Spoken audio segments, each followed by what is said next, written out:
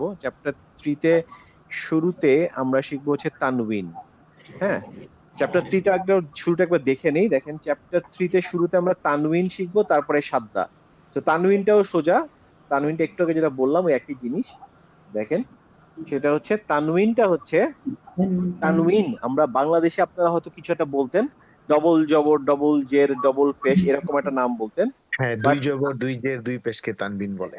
হ্যাঁ, হ্যাঁ, হ্যাঁ, এইভাবে শিখতেন। আমি বলবো হচ্ছে যে ওই ডবল জবর, ডবল জেড, ডবল পেশ এইভাবে চিন্তা না করে আজকে নতুন ভাবে শেখেন। এইটা আপনাদের কাজে দিবে আরো 5-10টা ক্লাস পরে ইনশাআল্লাহ। শুধু জাস্ট মনে রাখেন যে আজকে নতুন করে শিখলেন, হ্যাঁ, পরে এটা কাজে দিবে। সেটা হচ্ছে, হ্যাঁ, আপনারা দুইটা ফাথা এখানে দেখতে পাচ্ছেন। আমরা তানউইনকে এই যে ফাথা তাইন বললাম না, এই তাইন হচ্ছে অ্যারাবিকের একটা গ্রামার। সেটাকে যখন অ্যারাবিক গ্রামার আপনি জানি না এখানে কেউ জানেন নাকি, অ্যারাবিকের গ্রামারে আমাদের যেমন ইংলিশটা থাকে হচ্ছে নাউন, প্রোনাউন, ভার্ব, অ্যাডভার্ব, এরকম 8টা থাকে না, 8টা পার্টস অফ স্পিচ। অ্যারাবিক আছে 3টা স্পিচ। একটা হচ্ছে ইসম, একটা হচ্ছে ফেল, আইন লাম, আর একটা হচ্ছে হারফ, হা র ফা। হ্যাঁ, আচ্ছা, এই ইসেমের ভিতরে সবগুলা আসে। ইসেমের একটা বৈশিষ্ট্য হচ্ছে আমরা যেমন ইংলিশে বা বাংলাতে একটা জিনিসকে যখন কাউন্ট করি তখন কি বলি? ওয়ান, মানে যদি একটা, অথবা বলি হচ্ছে মানে সিঙ্গুলার অথবা প্লুরাল, এর বেশি তো কিছু নাই, তাই না? এক হলে সিঙ্গুলার, আর প্লুরাল মানে হচ্ছে একের অধিক সব, তাই না? জি। মানে আমাদের কিন্তু দ্বিবচন বলে কিছু নাই, দুই বচন কিছু আছে নাই। আমরা যদি বলি হচ্ছে কলম, একটা কলম। যদি দুইটা কলম থাকে তখন কি বলি? কলম গুলো। আমরা যদি 10টা কলম থাকে তাও বলি কলম গুলো, তাই না? সবসময় গুলো বলি। তার মানে একের অধিক হলেই সেটা প্লুরাল হয়ে যাচ্ছে। কিন্তু অ্যারাবিকে তা না। অ্যারাবিকে হচ্ছে ওদের 3টা বচন, একটা হচ্ছে সিঙ্গুলার, একটা হচ্ছে ডুয়েল, আর একটা হচ্ছে প্লুরাল। তো ডুয়েলের ডুয়েলের সবগুলাতে ম্যাক্সিমাম দেখবেন এরকম টাইম টাইপের থাকবে, কনসেপ্ট থাকে। হ্যাঁ, এটা ফাতহা তাইন। তাইন মানে হচ্ছে দুইটা ফাতহা আছে এখানে। এটা এখন আপনাকে কোনো মানে কেউ আরবিক মানে কোরআন পড়ালে আপনাকে এটা বলবে না, আমি জাস্ট একটু বললাম, এক্সট্রা বললাম, এটা নিয়ে টেনশনে কিছু না যে মনে রাখতে হবে। বাট এটা হচ্ছে জেনে রাখার জন্য, ফাতহা তাইন মানে দুইটা ফাতহা আছে, এই জন্য আমরা বলবো ফাতহা তাইন। এরপরে শিখবো হচ্ছে কাসরা তাইন, দাম্মা তাইন। তার মানে কাসরা তাইন মানে দুইটা কাসরা আছে, দাম্মা তাইন মানে দুইটা দাম্মা আছে।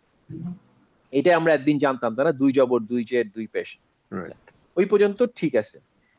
দেখতেও তাই, আমি যখন বা লিখবো, বা এর উপরে দুইটা থাকে, সামনে একটা আলিফ দিতে হয়। এটা একটা ডেকোরাম, মানে নিয়ম হচ্ছে যে বা বা যে কোনো অক্ষরে যদি দুইটা ফাথা থাকে, ফাথা তাইনে একটা আলিফ দিতে হয়। আলিফ ছাড়া ফাথা তাইন হয় না। হুম। অন্যগুলার বেলা লাগে না, কাসরা বা দাম্মাতে লাগে না। দেখেন কাসরা দাম্মাতে কোনো সমস্যা নেই, কিন্তু ফাথাতে এরকম একটা আলিফ লাগে। এটা অ্যারাবিক গ্রামার একটা নিয়ম। হ্যাঁ, কেন লাগে এটা এখন বোঝার দরকার নেই, এটা হচ্ছে অ্যারাবিক গ্রামার যখন পড়বেন তখন জানবেন। বাট দেখে রাখবেন কোরআনে কোনো জায়গায় ফাথা তাইন আছে আলিফ নাই, এটা হবে না। ফাথা তাইন থাকলে আলিফ থাকবে। এবং আলিফ থাকার মানে আমরা কি জানি? আলিফ থাকার, আলিফের কাজ কি? টান দিবে। টান দেওয়া। তার মানে যখনই আসলে ফাথা তাইন থাকে সেইটার পাশে একটা আলিফ থাকে, তার মানে একটা হালকা টান হবে। বাট টানটা আসলে আমরা তখনই পড়বো যখন এই ফাথা তাইনটা থাকবে না, মানে বা উইথ আলিফ থাকবে, তখন টানটা দিব। কিন্তু লেখার সময় এরা সব সময় ফাথা তাইন দিয়া আলিফটা দেয়। তো আমার যেটা বানটা, উচ্চারণটা আমি বান এরকম করব না, বানই বলবো। কিন্তু এই টানটা তখন দিব যখন আমি এই বানের একটা ফাথা আমি বাদ দিয়ে দিব, বা আলিফ, তখন টান দিব। সেই সিচুয়েশনটা কখন আসে এটা আমরা পরে শিখবো, এটাকে বলে স্টপিং রুল। যখন আমি একটা সেন্টেন্সের শেষে যাব, যখন থামবো, তখন এই বানটা হয়ে যাবে বা। এখানে বা, বান আছে তো, যখন আমি সেন্টেন্সে থামবো তখন উচ্চারণ করবো এরকম বা। হ্যাঁ, এই জন্য আলিফটা আগে ওরা দিয়ে রাখে। হ্যাঁ, তো যাই হোক, এখন বোঝার সুবিধার্থে মাথার উপর দিয়ে যাচ্ছে আমি বুঝতেছি, বাট আপাতত, আপাতত এইটা বোঝেন যে বান যখন থাকবে বা এরকম দুইটা ফাথা থাকবে, তখন একটা আলিফ দেওয়া থাকে। তো এটা নিয়ে এখন চিন্তা করার দরকার নেই ভাই আলিফ কেন দেওয়া থাকে, অন্যগুলোতে কেন দেওয়া থাকে না, আলিফ দেওয়াটা কি ঠিক হলো ভুল হলো? হ্যাঁ, আলিফ দেওয়া থাকে, এটা হচ্ছে নিয়ম। হুম। কিন্তু দেখেন এখানে আমি জিনিসটাকে ভেঙে দেখাইছি, তাই না? বানটাকে আমি প্লাস চিহ্ন দিয়ে দেখাইছি। আমি কি দেখাইছি? আমি দেখাইছি হচ্ছে যে এই বান মানে হচ্ছে এর ভিতরে দুইটা জিনিস আছে। একটা হচ্ছে বা উইথ ফাতহা, আর একটা নুন উইথ সুকুন। এইভাবে নিশ্চয়ই আপনাদের কেউ কখনো পড়ায় নাই, পড়াইছে? পড়ায় নাই। আপনাদের যেটা পড়ানো হয়েছে এতদিন সেটা হচ্ছে যে দুই জবর হলে বলবো হচ্ছে বান। রাইট, সেটাই। আমার বলা হয়েছে হচ্ছে যে বা প্লাস যদি যদি কাফের উপরে দুই জবর থাকে তাহলে হবে কান, মিমের উপরে দুই জবর থাকে আমরা বলবো মান। হ্যাঁ, উচ্চারণ তাই, কিন্তু আসলে এটার ভিতরের চেহারাটা হচ্ছে এরকম। ভিতরের চেহারাটা হচ্ছে একটা ফাথা আছে আর একটা নুন উইথ সুকুন আছে। এখন আপনি বলতে পারেন যে এইটাও যা, আর আমরা যে বললাম মুখে বান, এটার মধ্যে তো কোনো পার্থক্য নাই, এটা খামোখা এরকম ভেঙে কেন দেখাচ্ছে? এরকম মনে হচ্ছে কারোর? হ্যাঁ, হচ্ছে। হ্যাঁ, হচ্ছে। এইটা আমরা একটা চ্যাপ্টার আছে, দেখেন আমি আপনাকে দেখায় রাখি, সেটা দেখেন এখানে চ্যাপ্টার 3-তে আছে কিনা, নুন সাকিন রুল। দেখি নুন সাকিন রুল চ্যাপ্টার 4-এ মনে হয়, চ্যাপ্টার 4 দেখেন, নুন সাকিন রুলস চ্যাপ্টার 4 দেখতে পাচ্ছেন? নুন সাকিন জি রুলস। জি এই নুন সাকিন রুলস মানে হচ্ছে আমাদের যেই শব্দের ভিতরে কোনো নুন থাকবে, সে নুনের উপর যদি সুকুন থাকে তখন তার জন্য একটা রুলস আছে। নুনের উপর যখন সুকুন থাকবে তখন একটা রুলস আছে, এবং দ্যাট রুল, 4টা রুল আছে এর ভিতরে, 4টা রুল। এই রুলস গুলো একটু মানে কমপ্লিকেটেড, মানে মনে রাখার জন্য। তো ওই তখন গিয়ে আমি যখন নুন সাকিন খুঁজে বের করব একটা শব্দতে, তখন দেখবেন যে আমি যদি নুন সাকিন খুঁজে বের করতে যাই তখন হয় কি যে আমি নর্মালি নুন পাই। যেমন এইখানে যদি আমি কোনো জায়গায় একটা নর্মাল নুন থাকে সেটা দেখতে পাই, যেমন ধরেন আমি বললাম হচ্ছে আহ সিন, তারপরে বা, তারপরে বললাম নুন সাকিন, তাহলে সাবান। হ্যাঁ, সাবান, এই নুন সাকিন আমি দেখতে পাচ্ছি, তাই না? কিন্তু আমি যদি এইভাবে বলতাম সা বা, তাহলে আমি বলতাম সাবানান, তাই না? সাবানা। জি সাবানানের ভিতরে কি কোনো নুন সাকিন আছে?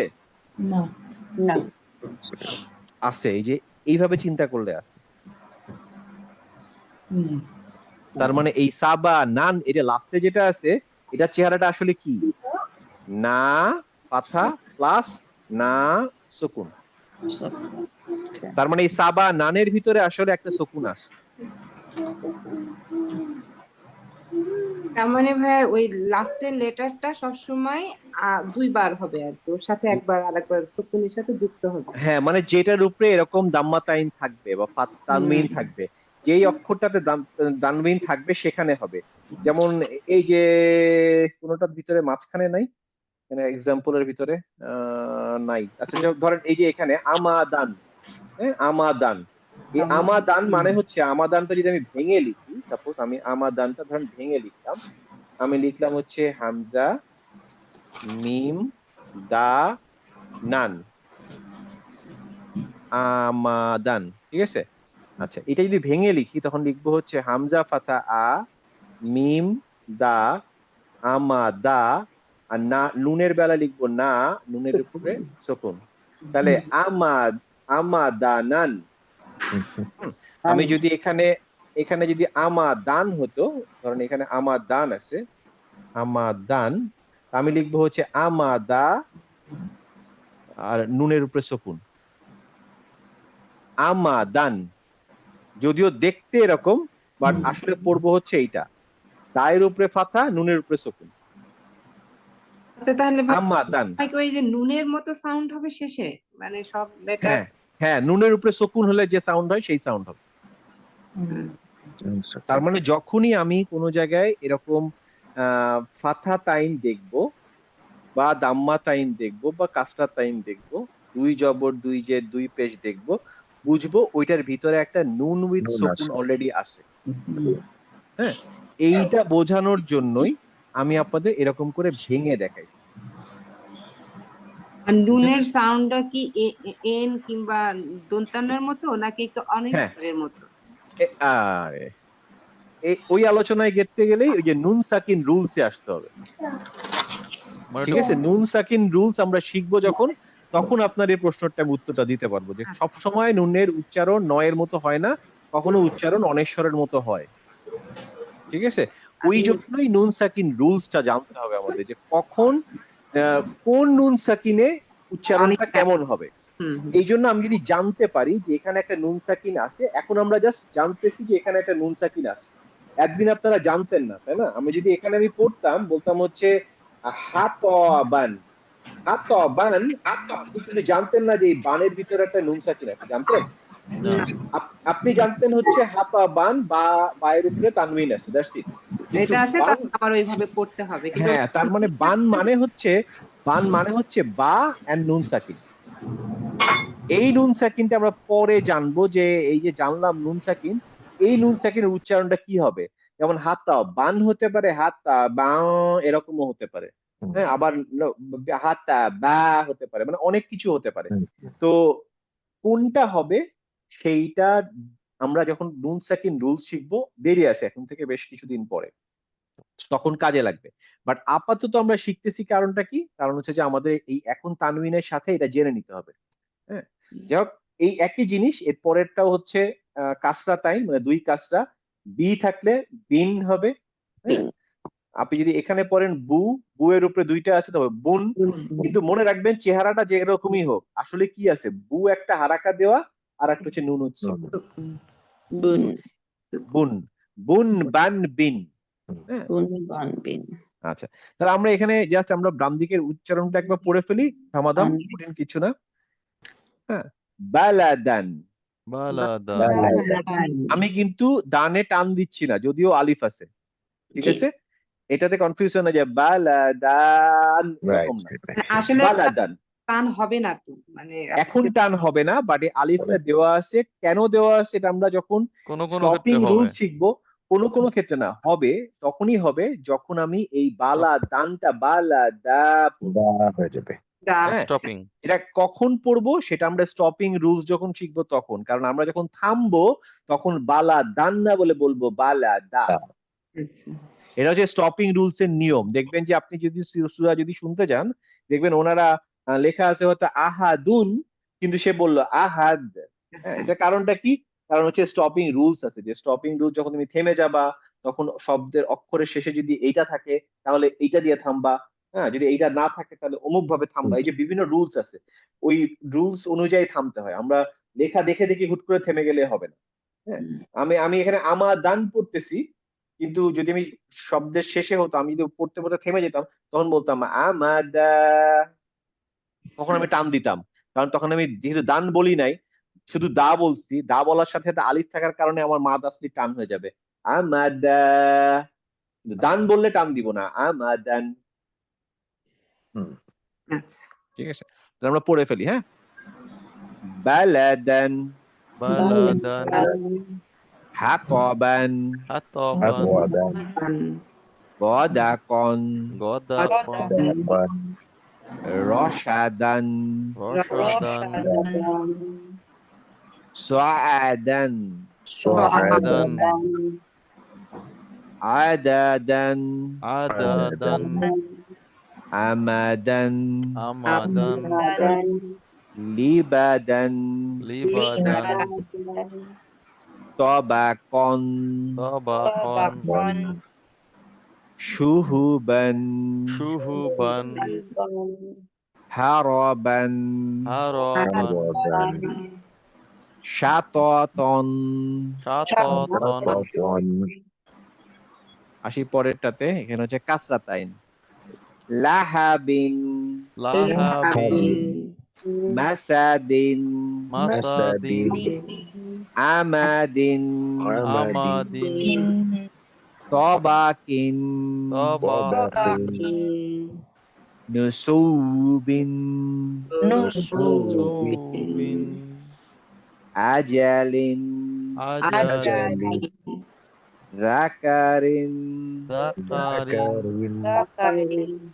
মাথালিন, মাথালিন। গদাবিন, গদাবিন। জুরুফিন, সাফারিন, সাফারিন। মাতরিন। মাতরিন গুড। এবার চলে যাই আমরা দাম্মাতাইন। দাম্মাতাইন কি উন হবে, হ্যাঁ। হুম। ওয়ালাদুন ওয়ালাদুন কুতুবুন কুতুবুন রুসুলুন রুসুলুন সুরুল সুরুরুন সুরুরুন নাফারুন নাফারুন আহাদুন। আহাদুন এই আহাদুন যদি কখনো আমি শব্দের শেষে হয়, সেন্টেন্সের শেষে হয়, তখন বলবো কুল হুয়াল্লাহু আহাদ। তখন এই দুন হয়ে যাবে হচ্ছে সুকুন। এই যে রুলসটা, এই রুলসটা আমরা স্টপিং রুলসে গিয়ে শিখবো।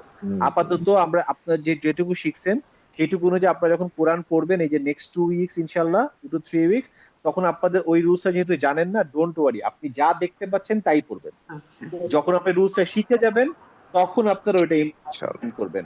আপাতত যতটুকু শিখছেন ততটুকু ইউজ করবেন। যদি একটা সূরা খুলে দেখেন যে লেখা আছে আহাদুন, তো আপনি আহাদুনই পড়বেন।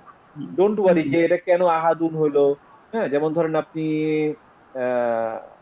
এই যেমন ধরেন দেখেন, এখানে দেখতে পাচ্ছেন আমার স্ক্রিনে, জি আমি দেখেন কুল আউযু বিরাব্বিল ফালাকি।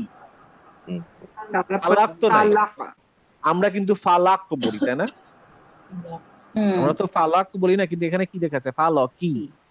তা আপনি যখন কোরআন খুলবেন দেখবেন ফালাকি, কিন্তু আপনি তো পড়েন ফালাক। এটা কারণটা কি? এটা একটা রুলস, যে যখন আমরা থেমে যাব তখন এই কি হয়ে যাবে সুকুন। যেমন এখানে দেখেন মিন শাররি মা খলাক, হ্যাঁ, এখন খলাক আসলে সুকুন হয়ে যাচ্ছে, কিন্তু লেখা আছে কি খলাক। আপনি যখন পড়েন যে মিন শাররি মা খলাক, এটা ভুল হবে না, আপাতত কোনো ভুল নেই, আপনার যেহেতু জানেন না। বাট অ্যাকচুয়ালি পড়ার কথা ছিল খলাক। ভাই, হ্যাঁ, সরি, আচ্ছা, এটা কি ওই যে মিনশারি না মিংশারি? ওই যে বললাম এখন আপনি জানেন না, তাই না? আপনি জানেন কি মিনশারি, আপনি মিনশারি পড়বেন। যখন আমরা নুন সাকিন শিখবো তখন আমরা জানবো যে কখন এই একই নুনের উচ্চারণ মিন হবে, কখনো মিং, মেং হ্যাঁ। হবে, কখনো মেই হবে, অনেক কিছু হবে। হ্যাঁ, আমরা সারা এই জীবন দেখেন, মিনশারি পড়ে আসছি, কিন্তু এখন রিসেন্ট হ্যাঁ, জানছি এটা হচ্ছে মিংশারি। এখন এই যে আপনি এখানে এটা কি দেখতে পাচ্ছেন? এটা হচ্ছে নুনের উপরে সুকুন, তাই না? সবাই দেখতে হ্যাঁ, পাচ্ছেন? হ্যাঁ, হ্যাঁ, হ্যাঁ। তার মানে আমরা একটু আগে শিখলাম নুনের সুকুন। এই যে এখানে মিন, এই মিন, এই মিন কখনো হতে পারে হচ্ছে মিন, আবার কখনো হতে পারে মিং, কখনো হতে পারে মেই। 3 রকম হতে পারে।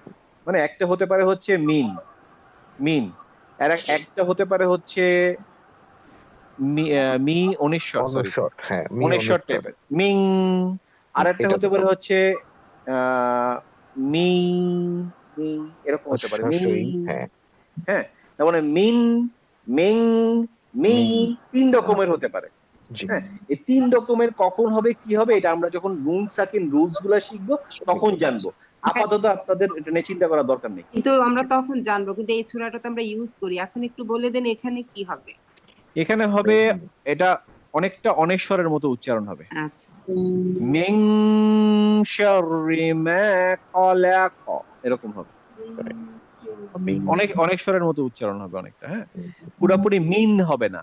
পুরাপুরি মিন হবে যখন পরের অক্ষরটাতে আপনার, এখন বলে রাখি একটা, যদি এই মিনের পরে যে অক্ষরটা, এই অক্ষরটা যদি থ্রট লেটার হয়। ও আচ্ছা হুম থ্রট লেটার কি এখন আপনারা খুঁজে বের করে নেন, আমি আর বলবো না, না। আমরা জানি। বলেন দেখি কি কি। ওখানে 6টা। হ্যাঁ, কি কি? একটা হচ্ছে হামজা, একটা হা, একটা হা, হ্যাঁ, আইন, আম, আইন, আর একটা কি আছে গ। গ। আর কয়টা হলো? 5টা শুনছি, আরেকটা যেন কিছু একটা মিস হয়েছে মনে হয়। সেইটা মিস হয়েছে। না না, ত না। হামজা, আইন, হা, গ, খ, খ, খ, খ, খ। এই 6টা লেটার যদি নুনের পরে আসে তখন আপনার এই মিন টাইপের উচ্চারণ হবে। যেমন ধরেন এখানে এই সূরাতে নাই, এই সূরাতে নাই, মানে অন্য যে কোনো সূরাতে হয়তো পাওয়া যাবে, তখন তখন দেখবে ক্লিয়ার উচ্চারণ হবে, মিনের উচ্চারণটা ক্লিয়ার হবে। হ্যাঁ, নাসে হতে পারে, নাসে আছে কিনা, এই যেমন এখানে এখানে আমি দেখতেছি না, মানে হা থাকলে হবে। তো যেমন এই যে মিন, যদি নুনের পরে যদি হামজা আসতো তখন হয়তো, তো ওরকম যদি হয় তখন শুধুমাত্র আপনার মিনের উচ্চারণটা ক্লিয়ার হবে, আদারওয়াইজ সবসময় এরকম অনেশ্বর বা অন্য কিছু হবে। যাক, ওগুলো নিয়ে এখন টেনশন করা লাভ নেই। Second বার। আপাতত মনে রাখেন হচ্ছে যে আপনারা যেটুকু শিখছেন সেইটুকু অনুযায়ী পড়বেন। এটা নিয়ে মানে অস্থির হওয়ার কিছু নেই। চলো আমরা এই এই পার্টটা শেষ করে ফেলি, তারপরে আমাদের আরেকটা ছোট্ট পার্ট থাকবে, আজকে এটা করে শেষ করে ফেলি।